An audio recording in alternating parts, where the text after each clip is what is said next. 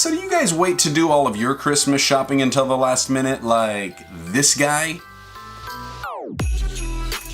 Sharing God's love in the digital world and encouraging others to live by faith. This is Joshua Verwers. Hey y'all, welcome back. Joshua Verwers here. So glad you could join me today. If you're new to this channel, I just want to let you know that each time I upload a new video, it's designed to bring you some information and inspiration to help you live by faith.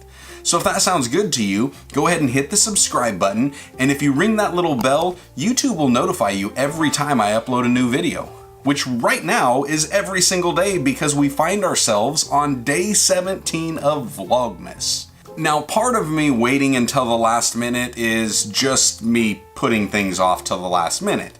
Part of it is I'm usually trying to get the funds and it winds up falling at the last minute.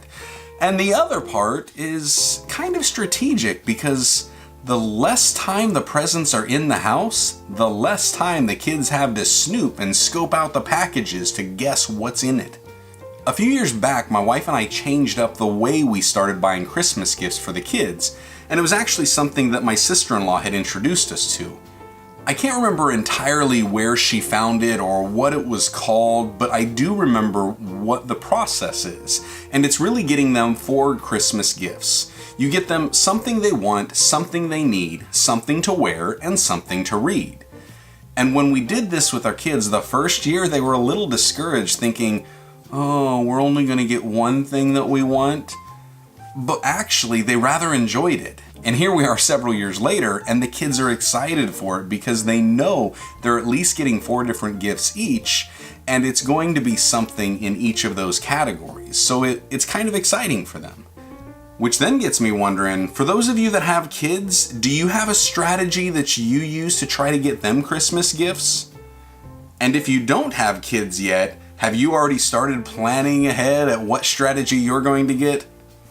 Let me guess, you're just going to empty the checking account on them every Christmas. Not so much? Yeah, I didn't think so. Now, one of the other things I'm going to try to do towards the end of this week is when we go Christmas shopping, I'm going to take you guys along with us, and it's going to be interesting to try to edit those vlogs in such a way that when they get uploaded, none of my family knows what we got them, and I'm also going to let you kind of see how we do some of the shopping through the eyes of my kids as well, because we're going to let them buy gifts for each other and gifts for us, which I guess that means I have to spend a lot more money. Now, I realize that Christmas isn't all about the gifts. Don't get me wrong, I know that Christmas is about the birth of Christ, and yes, somebody out there in the comments section is going to be like, well, do you know he was really born in the spring? Or someone else is going to be like, no, actually he was born in the fall. You know what? I actually don't really care. The only thing I care about was that he was born. And then he died.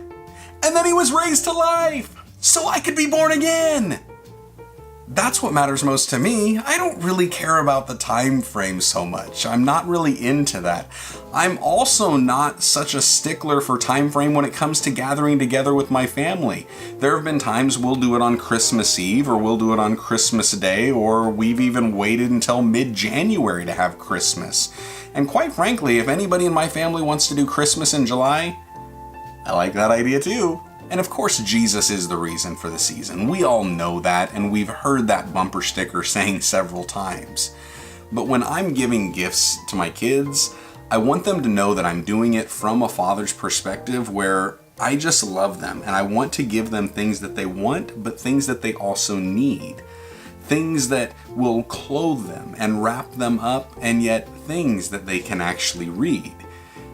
And yet I see Jesus in all of that because we wanted a better life. We needed a savior. We had to be clothed in righteousness, and yet we can now read the Word of God. That's not me trying to over-spiritualize things, but that's just me trying to see things that we already do, and how can I bring a tie-in to make sure that my kids realize that this is about Jesus, and it's not about me going out and buying them or when I bought my son or my daughters or that I got my wife.